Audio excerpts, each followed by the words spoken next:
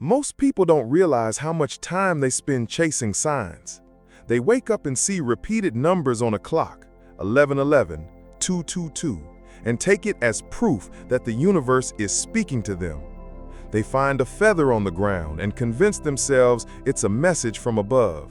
They hear a song on the radio and wonder if it's a coded signal about their destiny. And in a way, they're right. These are signs. But here's the paradox nobody talks about. The more you obsess over signs, the more you unconsciously admit that you don't yet have what you desire. You are waiting for proof. And waiting in the quantum field is the same as declaring it hasn't happened. This subtle energy is enough to keep you locked out of the reality that already belongs to you. Think about it. If you truly believed your new reality was here, would you need signs to reassure you? Would you constantly be scanning your environment for validation? Or would you simply live from the certainty that it is done? This is the hidden resistance to simplicity. In the world of manifestation, most people are not creating, they are waiting. And the waiting itself becomes their vibrational broadcast, their energetic signature. The field responds to not what you want, but to what you are. And if you are waiting, the universe keeps giving you more reasons to wait. In quantum mechanics, this makes perfect sense.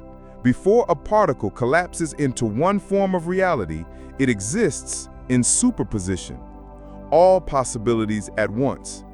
It is only when the observer decides, when consciousness selects, that the wave collapses. But here's the trick. Looking for signs is not the same as deciding. It's hesitation disguised as faith. The search for reassurance is actually a reinforcement of uncertainty. You are still standing on the threshold, still undecided, still flickering between realities. And because the field mirrors coherence, not confusion, you end up manifesting more limbo, more half-formed outcomes, more almosts. Spiritually, the same truth has been taught for centuries. Neville Goddard used to say, "Assume the feeling of the wish fulfilled." Notice he didn't say wait for a sign that it's on the way. He knew that assumption itself is the creative act. To assume is to embody, to declare that no proof is necessary because the reality is already yours. Signs can be beautiful, yes, but they were never meant to be your compass. They're echoes, not instructions. When you mistake the echo for the source, you wander endlessly, chasing shadows instead of stepping into the light of what is already present. Why do we cling to signs? Because the human mind was conditioned to equate certainty with external evidence. From childhood, we were taught to wait for permission slips, for grades, for feedback, for approval. So when it comes to manifestation, we carry the same conditioning. If the universe really heard me, it will show me. But this mindset keeps you in a lower frequency loop. It's not that the signs are wrong, they're simply reflections of the state you're in, not indicators of where you're going. The more you depend on them, the more you stay in dependency. Let me tell you something that will sound counterintuitive. The absence of signs is often the biggest sign of all. When you stop seeing constant external reminders, it might mean you've already entered coherence. The field doesn't need to flash neon lights at you when you're already aligned. It simply flows. This is why right before the biggest breakthroughs, life often feels strangely quiet. Not because nothing is happening, but because everything is happening at the level you can't see yet. The field has already locked in your choice, and your job is not to chase proof, but to embody trust. So here's the question I want you to hold as we move deeper. Are you living as someone who already has the reality, or as someone still waiting for a confirmation slip? Be honest with yourself, because this is the invisible fork in the road where most people get stuck. If you continue scanning your world for reassurance, you remain a seeker. But the moment you stop waiting and start embodying, you collapse reality. That's when the shift happens. That's when the field says, now they're coherent.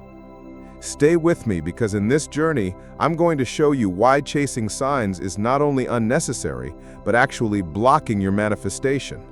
And more importantly, I'll reveal how to shift into the state where you no longer need sign, because you are the sign. That's the frequency where the quantum field responds instantly, and where the reality you've been longing for finally arrives without effort.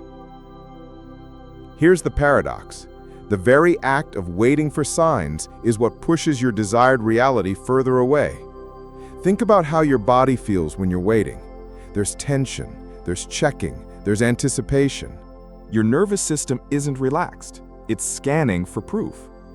Neuroscience shows us that the brain in this state activates its survival networks, the circuits of doubt, vigilance, and scarcity. Joe Dispenza calls this living in survival versus creation. When your nervous system is on alert, your body is broadcasting a frequency of lack, not fulfillment. And the quantum field responds to that broadcast with precision. It reflects back more situations that confirm your waiting, your doubt, your need for reassurance.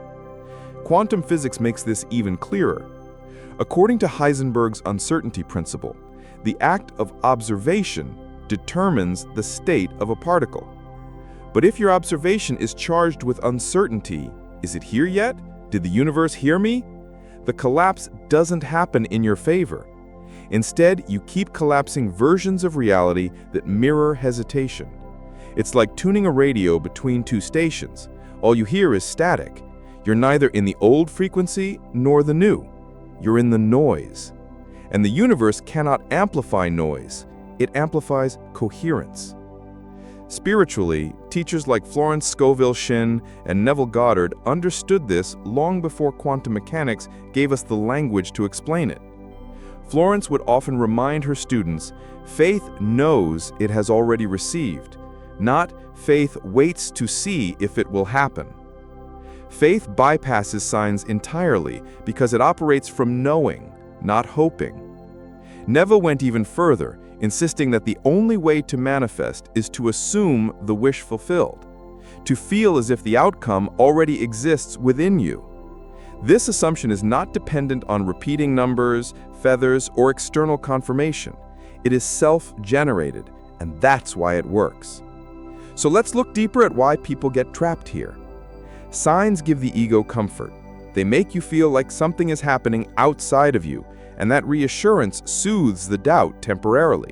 But what happens when the signs stop? For most people, fear creeps back in. They think, the universe forgot about me. Maybe it's not working anymore. This creates an addictive cycle. Seeking signs, feeling reassured, losing signs, falling into doubt, then seeking more signs. And all the while, manifestation doesn't happen. Not because the universe is withholding, but because your frequency is oscillating. The truth is, the universe is not testing you with signs, it's reflecting you. Signs are feedback, not instructions. They don't tell you where to go, they show you where you are. If you keep asking for signs, what you're really asking for is reassurance that you don't yet believe in your own power. And that loop becomes the very frequency you live in. I am someone who needs proof. The field, ever faithful, reflects exactly that. Imagine this. You order something online. Do you sit by the door every hour, refreshing the tracking page, doubting if it's coming? Or do you simply trust the process because you know the order is confirmed? In the quantum field, the order is placed the moment you feel the state of having. The more you track it, the more you delay its arrival. That constant checking is vibrational interference. True manifestation is placing the order, then living as if it's already in your possession. And here's the deeper spiritual key. When you stop needing signs, you enter alignment with your higher self. The God state, as some traditions call it, doesn't need proof. It creates proof. When you embody that level of certainty, the signs may still appear, but they're no longer necessary. They become fun synchronicities, not lifelines. That shift in perception alone collapses the waiting loop and activates the reality where your desire already exists. So ask yourself honestly, are you looking at the world through the eyes of someone who knows or through the eyes of someone who hopes? Because the field cannot be tricked by your words. It responds to your vibration. Hope vibrates with absence. Knowing vibrates with presence. This is why waiting for signs is the most elegant form of self-sabotage. It feels like faith, but it's actually doubt in disguise. Stay with me, because next, I'll show you the exact mechanism in both quantum theory and neuroscience that explains why detachment, not waiting, is what collapses reality. Once you understand this, you'll stop chasing signs forever, and you'll finally begin to embody the frequency that makes manifestation effortless. In quantum mechanics, the concept of superposition tells us that a particle can exist in multiple states at once, until it is observed. This means that every possibility of your reality, abundance, love, health, freedom, already exists simultaneously in the quantum field. But here's the twist. When you are constantly waiting for a sign, your observation collapses the field in a state of waiting. The signal you broadcast is not "I have," but "I am looking for proof." And so, the universe mirrors that exact state. It gives you more looking, more waiting, more searching. This is why so many people feel stuck. They are collapsing timelines of absence without realizing it. Neuroscience reveals the same truth through a different lens. Your brain is a prediction machine, constantly projecting expectations into the future. When you look for signs, your brain is reinforcing a pattern of uncertainty. It activates circuits in the prefrontal cortex and limbic system that heighten vigilance, essentially putting your body in a low-level survival mode. Joe Dispenza explains that in this state, the body becomes addicted to the familiar chemicals of anticipation and stress, even though they feel uncomfortable. Instead of being open to new possibilities, you're neurologically rehearsing the old self over and over. You're not free to create, you're biologically trapped in waiting. But when you detach, something profound happens. Detachment doesn't mean you don't care. It means you release the nervous system from surveillance mode. You stop scanning the environment for proof and instead let your awareness rest in the present. Biologically, this activates parasympathetic states, the relaxation response.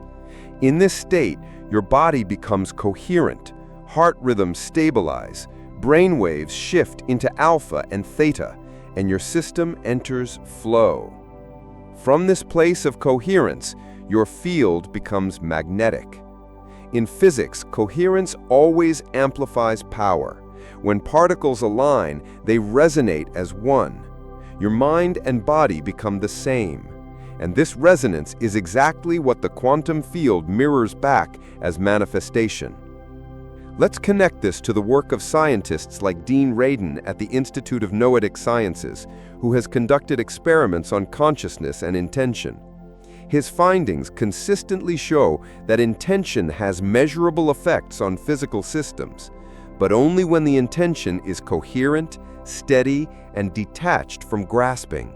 In other words, the moment you stop needing the outcome is the moment your consciousness has the greatest impact. The field responds not to desperation, but to coherence. Spiritually, this is why so many traditions emphasize surrender. In Taoism, it's called Wu-Yi, effortless action.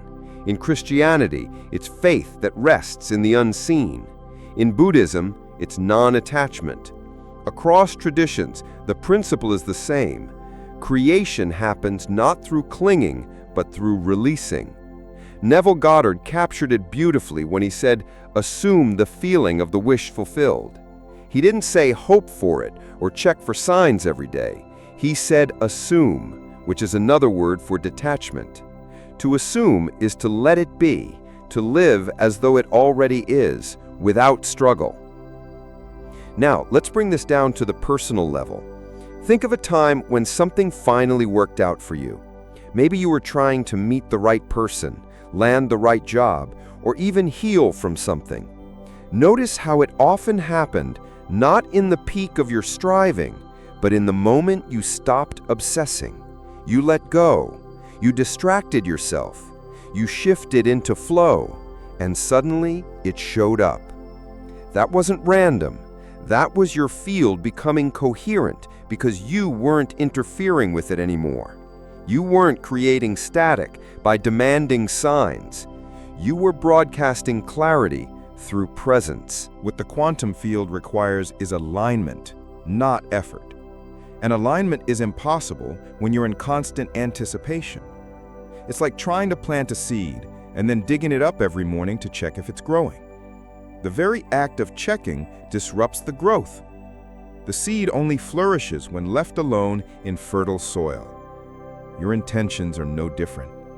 Plant them, water them with trust, and stop disturbing them with endless checking. Here's the scientific and spiritual paradox combined. Manifestation seems slow when you're waiting for it, but it becomes instant the moment you stop waiting. Why? Because time itself behaves differently in the quantum field. Experiments in retrocausality suggest that effects can influence causes, meaning the outcome can collapse before the conscious choice is even made. In other words, your reality isn't waiting for your timeline. Your timeline is waiting for your state. And your state becomes coherent only when you release the need for proof. So the next time your mind whispers, "Where's my sign?" recognize it for what it is, an old neurological pattern replaying, not a message from the universe. Smile at it, breathe, and let it go. Because the moment you stop interfering is the moment your quantum jump accelerates. That's the science of effortless manifestation. And it's not just theory, it's your lived proof if you dare to stop asking for it. Stay with me because next we'll dive into the practical side. I'll share a 3-step practice to enter this state of detachment so you can stop waiting for signs and start living in alignment with the timeline that already belongs to you. Now that you understand why waiting for signs keeps you stuck in a loop, let's turn this into something practical. Because theory is powerful, but transformation happens when you embody it. The secret is learning how to shift from anticipation into coherence, from checking to becoming. And for that, I want to give you a simple but profound 3-step practice, a way to train your nervous system and your consciousness to stop looking outward for signs and instead radiate the frequency that makes signs unnecessary. Step 1. Recode your I am statements. Every day, pay attention to the language that follows the words I am. Most people unknowingly reinforce waiting by saying things like, I am still waiting for love, or I am hoping for abundance, or I am trying to heal. These are not harmless words. They are commands to the quantum field. Neuroscience shows that when you repeat these statements, your brain hardwires them, sending biochemical signals through the body that make you feel exactly what you are saying.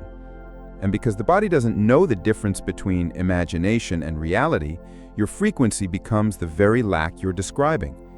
To shift, consciously reframe. Instead of I am waiting, declare I am aligned, I am chosen, I am whole. At first, your mind may resist, but as you persist, your nervous system adapts. This rewiring makes you radiate coherence instead of craving signs. Step 2. Train your nervous system into safety. Here's where science meets spirit.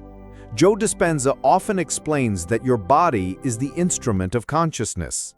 If your nervous system is trapped in hypervigilance, scanning for signs is just its way of staying in survival mode. You can interrupt this loop by activating the parasympathetic state, the mode of rest, healing, and creation. One practice? Sit quietly. Close your eyes and focus on slow, rhythmic breathing. Inhale for 4 counts, exhale for 6. As you do, bring your awareness to your heart center and imagine it radiating light outward. This simple act of coherent breathing synchronizes your heart and brain, creating measurable coherence in your field. Studies with HeartMath Institute show that this alignment amplifies intuition and strengthens your ability to influence outcomes. You're not waiting anymore. You're tuning into the reality that's already here. Step 3. Release the timeline. This is the hardest part for the mind, but the most natural for the soul. The quantum field does not operate on your clock. It doesn't care about deadlines or schedules. It responds to readiness, not to urgency. Think of a time when something came into your life out of the blue. That was the field responding to your alignment, not your calendar. To practice this, once you've set your intention, refuse to revisit when. Every time your mind asks, "But how long will it take?" smile and redirect. Say inwardly, "It is already happening." Feel the relief in your body as you detach from time. Because detachment from the timeline is not giving up. It's signaling to the universe that you already trust it. And that trust collapses reality faster than any forcing ever could. These 3 steps may sound simple, but they are quantumly precise. Language, nervous system regulation, and time detachment. These are the keys that shift you from a seeker into a receiver. Think of them as the holy trinity of manifestation and practice, mind, body, and timeline. Together, they create coherence. And coherence is the only thing the field ever mirrors back. Now, here's something important. This practice is not about repetition or grinding. You don't need to do it 100 times a day. Remember, over-practice often signals doubt. Instead, treat it like a daily recalibration. A few conscious minutes of aligned language, coherent breathing, and releasing time are more powerful than hours of strained visualization. Because in the quantum, quality of frequency always outweighs quantity of effort. And here's the part that many miss. When you stop looking for signs, life itself becomes the sign. The synchronicities you once hunted for start showing up everywhere, but now not as proof, as confirmation of what you already know. You'll find yourself walking into the right room at the right time, meeting the right people, stumbling onto opportunities you didn't plan for. This is not coincidence. This is your field reshaping around your coherence. So I want you to anchor this right now. Type in the comments below this exact phrase, "I allow it to be easy." This is not just a sentence. It's a declaration to the quantum field that you are done waiting, done doubting, done needing signs. You are ready to collapse the reality that's already yours. When you write it, feel it vibrate through your body and know that this is your signal of alignment. And stay with me because next we're going to zoom out and reveal the deeper mystery that the timeline you are chasing is already chosen, and your only task is to match it. What comes next will change the way you see manifestation forever. Here's a truth that most people overlook, but once you understand it, everything changes. The timeline you are chasing has already been chosen. Your desire, your dream, your vision, it's not random. It's not something you invented out of thin air. In the language of quantum mechanics, it's a potential that already exists in the field of infinite probabilities. What you call "my desire" is simply the signal of resonance between your consciousness and that existing timeline. That means you're not creating something new from scratch. You're remembering a reality that's already coded into the quantum field. This is why waiting for signs feels so exhausting. You keep acting as if the reality is still out there, distant and uncertain. But from the perspective of physics, the wave of potential has already been collapsed. It's your fragmented awareness that hasn't caught up yet. The split between wanting and being is what makes it seem like manifestation is hard. When you dissolve that split, manifestation is instant. It's not magic, it's coherence. Let's look at this through the lens of neuroscience. Your brain is a prediction machine. Every moment, it filters information to match the model of reality it already believes is true. If your subconscious is still running the program of lack, I don't have it yet, I'm still waiting, your brain will literally delete evidence that contradicts it. That's why even when opportunities show up, people can't see them. But when you step into coherence, when you declare it's already mine and embody that state, your brain reorganizes itself. Suddenly, your perception starts highlighting all the pathways and possibilities that were invisible before. It's not that reality just appeared, it's that you finally tuned in to the version of reality where it was already waiting for you. Think of it like tuning a radio. All the stations are broadcasting at the same time, but you only hear the one you're tuned to. The quantum field works the same way. Your higher self is already broadcasting from the frequency of the timeline where your dream is complete. Every time you doubt, every time you complicate, you're simply twisting the dial to static. But every time you simplify, trust, and align, you're locking onto the frequency where the music plays clearly. That's why surrender feels so powerful, because in surrender, you stop scrambling the signal. Here's another way to see it. Your desire is not chasing you, and you are not chasing your desire. You are orbiting each other, entangled like two particles connected across space and time. Quantum entanglement proves that once particles interact, they remain linked regardless of distance. Your dream and your current self are already entangled. The only reason they feel separate is because of the resistance in your awareness. The moment you stop identifying with the old frequency, the entanglement pulls you into the reality where the dream has always been. And this brings us to the most liberating realization. You don't need to figure out how to get there. The how belongs to the field. The only part you control is coherence, aligning your thought, emotion, and body into one signal. Once that alignment locks in, the field reorganizes itself automatically. Life rearranges, people show up, doors open. The more you interfere, the longer it takes. The more you let it be simple, the faster it happens. I want you to reflect on this. How many times in your life has something important unfolded in a way you could have never planned? Think about the friend you randomly met who opened the door to an opportunity. Think about the timing that felt too perfect to be a coincidence. That wasn't random. That was the field reorganizing around your alignment. When you look back, you realize the timeline was already chosen. You were just catching up to it. This is why you must stop doubting when things feel easy. Simplicity is not a trap, it's the portal. The mind is addicted to complexity, because complexity makes it feel in control. But the field only mirrors resonance, not effort. When you finally accept that ease is not weakness, but intelligence, you step into the frequency of your higher self. And from that place, you don't have to chase, you don't have to force, you don't even have to hope. You just become. So here's your invitation for the rest of today. Live as if the timeline has already been chosen. Not it's coming, not I'm waiting, not maybe one day. Chosen, done, settled. Move, speak, and breathe from that place. When you do, you'll notice a quiet confidence rising inside you. That confidence is coherence, and coherence is the most magnetic frequency in the universe. Stay with me, because in the final part, we're going to activate this knowing inside you, not just as an idea, but as an embodied state. You'll see how to seal this awareness into your nervous system so the shift becomes permanent. And I'll share a resource that will take you even deeper into this practice. You didn't land here by accident.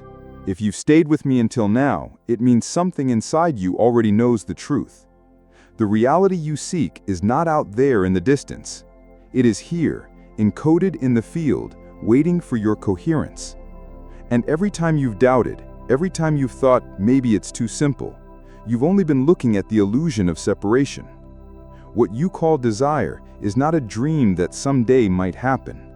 It is a memory of a reality that already exists, calling you to align. Quantum manifestation is not about effort, struggle, or pushing harder. The field doesn't respond to force, it responds to frequency. And your nervous system, your emotions, your thoughts, they're all transmitters of that frequency. When they are fragmented, the signal is weak. But when they harmonize into coherence, the field has no choice but to reflect it back to you. This is why we say you don't chase reality, you collapse into it. Imagine this: a mirror doesn't show you what you want, it shows you what you are. The quantum field works in the exact same way. Every I am statement, every subtle expectation, every emotional state is broadcasted into the field, and the field simply mirrors it. This is why surrender feels so magnetic. When you stop broadcasting confusion, the field stops reflecting chaos. When you declare coherence, the field reflects clarity. It is that simple and that powerful. So let this become your anchor. You are no longer waiting, you are no longer trying, you are no longer in the frequency of someday. You are aligning, collapsing, embodying. You are already living the chosen timeline. And with every breath, you are drawing it closer until it is indistinguishable from your present moment. That is the miracle of quantum manifestation. Not that you create something new, but that you remember who you already are. And as we close, remember this: the universe has never been testing you, punishing you, or making you wait. It has always been ready. It has only been waiting for you to see that the door was already open. You are not a seeker anymore. You are the signal. You are the mirror. You are the frequency that shifts timelines. So hold this in your heart as you leave this space. The quantum field is not far away.